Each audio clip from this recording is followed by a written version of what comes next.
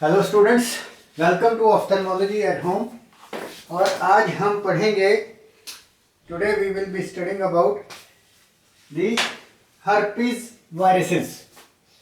So today we will be studying about the herpes viruses. तो herpes viruses कौन कौन से हैं और ये ह्यूमन आई को कैसे अफेक्ट करते हैं, this is what we would be studying today. तो चलिए शुरू करते हैं। तो हमारे पास एक हर्पीज वायरसेस की फैमिली है जिसको आप हर्पीज विरिडी फैमिली बोल सकते हो, या जिसको हम हर्पीज विरिडी फैमिली कहते हैं। तो ये जो हर्पीज विरिडी फैमिली है, इसमें जो वायरसेस ह्यूमन बींग्स को अफेक्ट करते हैं तो वो हो गए आपके human herpesviridae family, human herpesviridae family. इसको आप डिटेल में माइक्रोबायोलॉजी में पढ़ सकते हो। तो अभी हम बात करते हैं थोड़ी सी इन वायरसेस के स्ट्रक्चर की। तो ये जो ह्यूमन हर्पीज विरिडी फैमिली के हर्पीज वायरसेस हैं, they all have a double stranded DNA genome.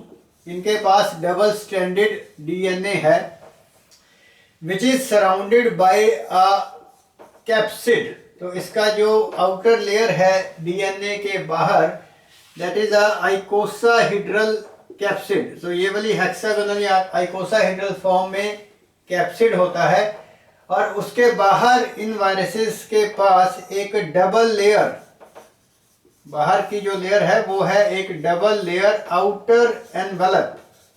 So they have a double layer outer envelope made up of lipid. So lipid की बनी हुई एक आउटर एनवेलप है which is a double layer. तो ये इन viruses का basic structure है। इसकी ज़्यादा डिटेल आप माइक्रोबायोलॉजी में पढ़ सकते हो। तो ये जो ह्यूमन हर्पीज विरिडी फैमिली के ह्यूमन हर्पीज वायरसेस हैं, इनमें जनरली हम we have nine type of viruses जो हम पढ़ेंगे। तो 9 टाइप के वायरसेस हैं जो ह्यूमन बींग्स को अफेक्ट करते हैं। तो out of these 9 types of the human herpes simplex viruses या ह्यूमन हर्पीज वायरसेस, आइए हम इनको सब डिवाइड करते हैं। तो 9 टाइप के ये आगे वायरसेस हैं, जिसमें से तो पहला हो गया आपका human herpes virus type 1। Human herpes virus type 1 जिसको हम बोलते हैं herpes simplex virus, herpes simplex virus, या इन शॉर्ट HSV। उसके बाद है ह्यूमन हर्पीज वायरस की सब फैमिली टाइप 2। तो ये है हर्पीज सिंप्लेक्स वायरस टाइप 2। इसको हम बोलते हैं हर्पीज सिंप्लेक्स वायरस टाइप 1, जो ऊपर वाला है। जो इसकी सब फैमिली 2 है उसको बोलते हैं हर्पीज सिंप्लेक्स वायरस टाइप 2। उसके बाद जो हर्पीज विरिडी का थर्ड कैटेगरी है उसको बोलते हैं varicella zoster virus, varicella zoster virus type 4। जो है ह्यूमन हर्पीज वायरस फैमिली का जो सब ग्रुप है, सब फैमिली मेंबर है, उसको बोलते हैं Ebstein Barr virus EBV। Type 5 जो है वो है साइटोमेगालो वायरस। इसके अलावा टाइप 6 है जिसमें 6A है, 6B है। इसके अलावा टाइप 7 है और टाइप 8 है। तो टाइप 8 को आप नाम याद कर सकते हो कि टाइप 8 जो है इट कॉजेस कापोसी सार्कोमा। टाइप 8 जो है it causes कापोसी sarcoma in HIV patients, in HIV patients. तो ये जो हमारे पास 6, 7, 8 और 9, तो ये जो 9 सब ग्रुप्स हैं हमारे पास ह्यूमन हर्पीज विरिडी फैमिली के, इसमें अगर हम आई की बात करें तो टाइप 1 जो है that is the herpes simplex virus type 1। तो दिस इज द वन जो कि आई में आई को इन्वॉल्व करता है। उसके बाद जो टाइप 3 है यानी कि वेरिसेला जोस्टर वायरस जो है, this is the one which involves the I. Cytomegalovirus भी आई को इन्वॉल्व कर सकता है in the form of retinitis, पर मेन जो हमने पढ़ना है वो हमारा ह्यूमन हर्पीज वायरस फैमिली का टाइप 1 और टाइप 3 है। तो टाइप 1 हो गया आपका हर्पीज सिम्प्लेक्स वायरस HSV, और टाइप 3 हो गया आपका वेरिसेला जोस्टर वायरस, राइट। तो आइए हम शुरू करते हैं हर्पीज सिम्प्लेक्स वायरस से। So before we start our discussion, let's try to understand कि ये जो वायरसेस हैं, हर्पीज वायरसेस जो हैं, इनकी एनवायरनमेंट में सोर्स क्या है। So what is the source of these viruses. तो ये जो हर्पीज वायरसेस हैं ये कहाँ से आते हैं? Well, these viruses they are basically, you can say, ubiquitous मतलब कि ये हर जगह पे हैं, इंडिया में भी हैं, बाहर वाली कंट्रीज में भी हैं, और इनका जो मेन सोर्स है वो है ह्यूमन बींग्स। तो इन सभी वायरसेस का जो मेन रेजर्वायर है दे आर ह्यूमन बींग्स। ये जो वायरसेस हैं ये सॉइल या वाटर या एनिमल्स में नहीं होते। So the herpes simplex viruses they are present in human beings. अब होता क्या है कि ह्यूमन बींग्स में ये जो वायरसेस हैं ये एक शांतमयी तरीके से, या जिसको हम लेटेंट वर्ड यूज करते हैं, लेटेंट तरीके से ये जो अफेक्टेड ह्यूमन बींग है उसमें इन्फेक्शन करने के बाद जब वो पेशेंट हर्पीज वायरस से रिकवर हो जाता है तो उसके बाद भी ये वायरसेस उसकी बॉडी से कंप्लीटली एलिमिनेट नहीं होते। सो वायरसेस जो हैं वो उसकी बॉडी में, ह्यूमन बीइंग की, अफेक्टेड इंडिविजुअल की बॉडी में ठीक होने के बाद भी एक लेटेंट स्टेज में या लेटेंसी में पड़े रहते हैं, तो जो कि कभी भी लेटर ऑन जाके फिर से रीएक्टिवेट हो जाते हैं। So this is the reason कि ये जो वायरसेस हैं ये ह्यूमन बींग्स में हमेशा रहते हैं। तो देयरफॉर एक ह्यूमन बीइंग जो कि इन्फेक्टेड स्टेज में है वो दूसरे ह्यूमन बीइंग्स को अफेक्ट या इन्फेक्ट कर सकता है। So the source of this virus infection is human beings. अब लेट अस से कि एक ह्यूमन बीइंग को, किसी भी पर्सन को हर्पीज वायरस की इन्फेक्शन हो गई है, तो जितने भी दिन वो इन्फेक्शन रहेगी तो नेचुरली वो जो पेशेंट है वो इन्फेक्टेड रहेगा, वो ये इन्फेक्शन दूसरे पेशेंट्स को फैला सकता है। तो अगर हम बात करें हर्पीज सिम्प्लेक्स वायरस टाइप 1 की, यानी कि HSV टाइप 1 की, तो अगर हम इसकी फर्स्ट टाइम इन्फेक्शन यानी कि प्राइमरी इन्फेक्शन की बात करें, तो प्राइमरी इन्फेक्शन जो है हर्पीज सिम्प्लेक्स वायरस की, ऑब्वियसली ये हमें किसी भी पेशेंट को, किसी भी इंसान को हमेशा किसी अफेक्टेड इंडिविजुअल से होगी। So a person is going to acquire this herpes simplex virus type 1 infection only by contact with an affected individual. तो ऑब्वियसली ये जो कॉन्टैक्ट है, कॉन्टैक्ट का मतलब है physical contact. So either it is a physical contact or it is a sexual contact. So therefore affected individual से जब कोई भी नॉर्मल बंदा उसको टच करेगा, फिजिकली उसके कांटेक्ट में आएगा, तभी वो जो वायरस है वो इन्फेक्ट करके दूसरे पेशेंट या दूसरे इंसान में या दूसरे पर्सन में जाएगा। तो प्राइमरीली ये जो हर्पीज सिम्प्लेक्स वायरस टाइप 1 है ये आपकी बक्कल म्यूकोजा को या ओरल म्यूकोजा को, बक्कल म्यूकोजा या ओरल म्यूकोजा या गम्स को इन्वॉल्व करता है। सो देयरफॉर हम कहते हैं कि जो हर्पीज सिम्प्लेक्स वायरस टाइप 1 की प्राइमरी इन्फेक्शन है, it is a type of gingivostomatitis, यानी कि ओरल म्यूकोजा, माउथ की और गम्स की इन्फेक्शन है। सो देयरफॉर जब भी किसी इंडिविजुअल को हर्पीज सिम्प्लेक्स वायरस टाइप 1 की इन्फेक्शन होगी तो वो उसके ओरल कैविटी को, माउथ को, गम्स को इन्वॉल्व करेगी, obviously in the form of vesicles. तो उस समय पेशेंट को थोड़े से मैलेज और फीवरिश सी फीलिंग आएगी, और प्लस उसके लिप्स में, गम्स में छोटे छोटे वेसिकल्स बन जाएंगे। तो जितनी देर ये वेसिकल्स ठीक नहीं होते उतनी देर वो पेशेंट या पर्सन जो है वो इन्फेक्टेड है किसी और के लिए। अब इसमें क्या होता है कि मोस्ट ऑफ द टाइम्स ये जो हर्पिस सिम्प्लेक्स वायरस की प्राइमरी इन्फेक्शन है, मोस्ट ऑफ द टाइम्स ये हम बोल सकते हैं कि it is self resolving. So most of the times ये सेल्फ रिजॉल्विंग है, ये बड़ी जल्दी अपने आप ही ठीक हो जाती है, राइट। बट अब प्रॉब्लम कहाँ पे आती है? So let's try to understand कि प्रॉब्लम कहाँ पे आती है। कि जैसे कि हमने डिस्कस किया कि ये जो हर्पिस वायरसेस हैं ये ह्यूमन बींग्स की बॉडी में लेटेंसी मेंटेन करते हैं।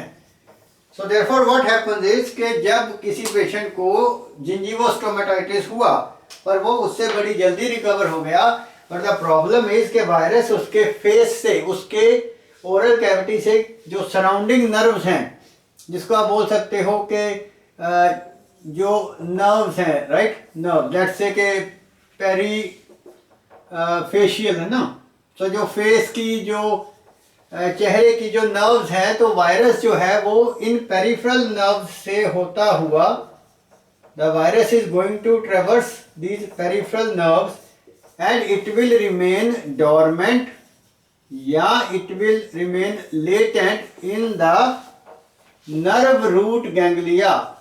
तो नर्व रूट्स के जो गैंग्लिया है ये वायरस उनमें जाके आराम से शांतमय तरीके में बैठ जाता है। फॉर एग्जांपल अगर हम इसकी बात करें हर्पिस सिम्प्लेक्स वायरस की, तो ये जो आपकी ट्राइजेमिनल नर्व है, तो ये ट्राइजेमिनल नर्व के गैसीरियन गैंग्लियन में आराम से जाके बैठ जाएगा, यानी कि it will maintain a state of latency.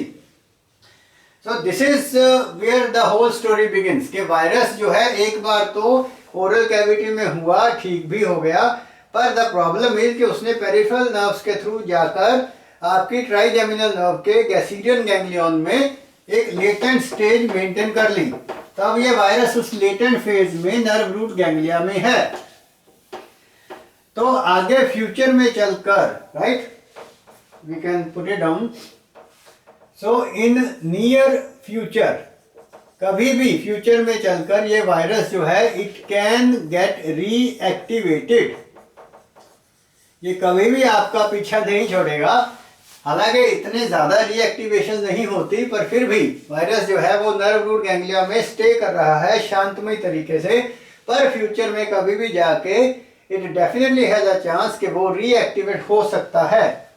और जो मोस्ट इम्पॉर्टेंट ट्रिगर फैक्टर है, जो मोस्ट इम्पॉर्टेंट ट्रिगर फैक्टर है जिसकी वजह से आपका ये जो हर्पिस सिम्प्लेक्स वायरस टाइप 1 है या बाकी भी जो वायरसेस हैं हर्पिस सिम्प्लेक्स और हर्पिस ग्रुप के, so the most common trigger factor जिसकी वजह से ये वायरसेस जो है रीएक्टिवेट होते हैं, दैट इज स्ट्रेस। स्ट्रेस, अब स्ट्रेस का मतलब क्या है कि या तो कोई इंसान बहुत ज़्यादा इमोशनल स्ट्रेस में आ गया, लेट्स से कि उसके किसी फैमिली मेंबर की अनफॉर्चुनेटली डेथ हो गई, या वो बहुत ज़्यादा फिजिकल काम कर रहा है, उसको फीवर हो गया है। तो जब भी एक्सट्रीम डिग्रीज ऑफ स्ट्रेस होगी तो then these viruses they get a chance to get reactivated. और अब जब ये हर्पिस सिम्प्लेक्स वायरस रीएक्टिवेट होगा तो तभी ये आपकी ट्राइजेमिनल नर्व की जो ऑफ्थेल्मिक डिवीजन है, यानी कि ट्राइजेमिनल नर्व की जो ब्रांच आई को जाती है, तो अब ये वायरस ट्राइजेमिनल नर्व की ऑफ्थेल्मिक डिवीजन के थ्रू होता हुआ आपकी आई को इन्वॉल्व कर सकता है। तो this is the basic mechanism कि कैसे ये हर्पिस सिम्प्लेक्स वायरस हमारी आई को इन्वॉल्व करता है। तो स्टेप बाय स्टेप हम पढ़ते हैं कि ये जो हर्पिस सिम्प्लेक्स वायरस है ये हमारी आई में कौन कौन से पार्ट्स को इन्वॉल्व करता है। सो सबसे पहले we will be starting with the involvement of herpes simplex virus involving the eyelids, right. So herpes simplex virus अगर आईलिड्स को इन्वॉल्व करता है तो उसको हम टेक्निकली बोलते हैं blepharitis. So the involvement of eyelids is called blepharitis. तो ये बन गया आपका HSV यानी herpes simplex virus blepharitis, right. तो इसमें क्या होगा कि हर्पिस सिम्प्लेक्स वायरस जो है वो आपकी आईलिड्स को, यानी कि मोस्टली आईलिड्स की स्किन को, आउटर स्किन को इन्वॉल्व करेगा। और ये जो इन्वॉल्वमेंट है ये अपर आईलिड की भी हो सकती है, ये लोअर आईलिड की भी हो सकती है, या थोड़े से सराउंडिंग एरिया की भी हो सकती है, सराउंडिंग एरिया की भी इन्वॉल्वमेंट हो सकती है। तो virus will be involving the eyelids, specially the superficial skin of the eyelids, चाहे वो अपर आईलिड है, लोअर आईलिड है या सराउंडिंग एरिया है, in the form of vesicles, right. So virus जब भी इन्वॉल्व करेगा आईलिड्स की स्किन को तो वेसिकल्स बनेंगे जो कि थोड़े से सरफेस से रेज्ड या अम्बलिकेटेड भी होते हैं, जिनमें एक येलोविश मटेरियल या क्रस्ट भी अक्यूमुलेट हो जाता है। तो दिस इज हाउ वायरस जो है this is going to involve the eyelids. तो मोस्टली ये जो देयरफॉर इन्फेक्शन है ब्लिफराइटिस की, इसको हम बोलते हैं कि ये एंडोजीनस टाइप की है, ये रिकरेंस की वजह से एंडोजीनस टाइप की इन्फेक्शन है जिसने आपकी आईलिड्स को या आईलिड्स की स्किन को इन्वॉल्व किया। अब इसमें सबसे इंपॉर्टेंट बात जो हमने याद रखनी है with regards to herpes simplex blepharitis, वो 2-3 चीजें हैं कि मोस्ट ऑफ द टाइम्स आप देखोगे, मोस्ट ऑफ द टाइम्स जो है ये जो हर्पिस सिम्प्लेक्स ब्लिफराइटिस है ये सेल्फ रिजॉल्विंग है। तो सेल्फ रिजॉल्विंग का मतलब है कि इसको जनरली किसी ट्रीटमेंट की भी जरूरत नहीं पड़ती, तो ये सेल्फ रिजॉल्विंग है। दूसरा, ये सेल्फ लिमिटिंग भी है। सेल्फ लिमिटिंग मतलब कि मोस्ट ऑफ द टाइम्स ये जो ब्लिफराइटिस है वो ब्लिफराइटिस तक ही लिमिटेड रहती है, यानी कि अगर आईलिड्स की इन्वॉल्वमेंट है तो ये नहीं है कि वो आईलिड्स से स्प्रेड होता होता कॉर्निया को या आपके एंटीरियर सेगमेंट जो को या कॉर्निया के अंदर तक इन्फेक्शन जो है वो फैल जाएगी, ऐसा नहीं होता। So therefore most of the times ये जो इन्फेक्शन है हर्पिस सिम्प्लेक्स वायरस की आईलिड्स की, ये सेल्फ रिजॉल्विंग भी है, सेल्फ लिमिटिंग भी है और बहुत ज़्यादा स्प्रेड नहीं होती, ये बहुत ज़्यादा स्प्रेड नहीं होती। देयरफॉर बहुत सारे केसेस में हमें ट्रीटमेंट की ज़रूरत भी नहीं पड़ती, सिर्फ सिम्प्टोमेटिक ट्रीटमेंट हम दे सकते हैं। हाँ, ऑब्वियसली आप एंटीवायरल जो ड्रग्स हैं, जिसमें से जो मेन हमारा एंटीवायरल ड्रग है वो है एसाइक्लोविर, जो कि हमारे पास टैबलेट की फॉर्म में भी अवेलेबल है और ऑइंटमेंट की फॉर्म में भी अवेलेबल है। सो जो आईलिड्स के लीजन्स हैं उनके ऊपर आप ऑइंटमेंट लगा सकते हो, बट उसके बावजूद भी ये जो लीजन्स हैं दे आर सेल्फ रिजॉल्विंग।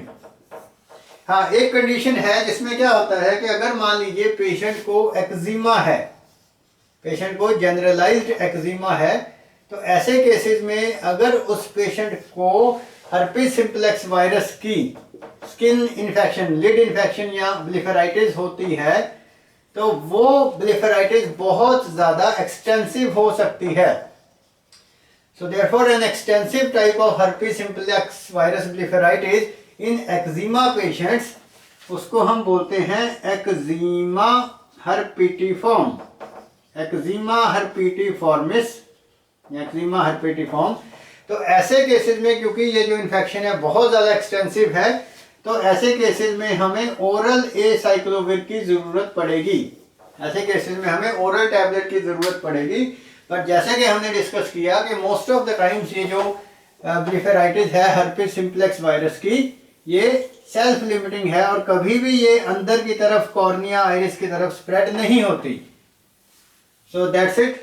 आइए हम इसकी एक तो क्लिनिकल फोटोग्राफ देख लेते हैं। सो यहाँ पर हम देख सकते हैं, जैसे कि हमने डिस्कस किया कि ये एक पेशेंट में yellowish crusted multiple grouped vesicles हैं लोअर आईलिड के नीचे। So this is herpes simplex virus blepharitis. यहाँ पे हम देख सकते हैं कि जो आईलिड्स के लोअर आईलिड्स के मार्जिन्स हैं वहाँ पर थोड़ी सी इन्फ्लेमेशन है, तो this is called inter marginal blepharitis. और इस पिक्चर में this is the picture of eczema patient जो हम अभी बात कर रहे थे। तो लेफ़्ट साइड पे आप देखिए कि कितने ज़्यादा अम्ब्लिकेटेड वेसिकल्स हैं, पूरी स्किन भी रेड एक्सकोरिएटेड है। तो ये बहुत एक्सटेंसिव एक्जिमा पेशेंट में हर्पिस सिम्प्लेक्स वायरस के लीजन्स हैं। This is a picture of arms, ये पेशेंट की आर्म्स के ऊपर एक्जिमा है।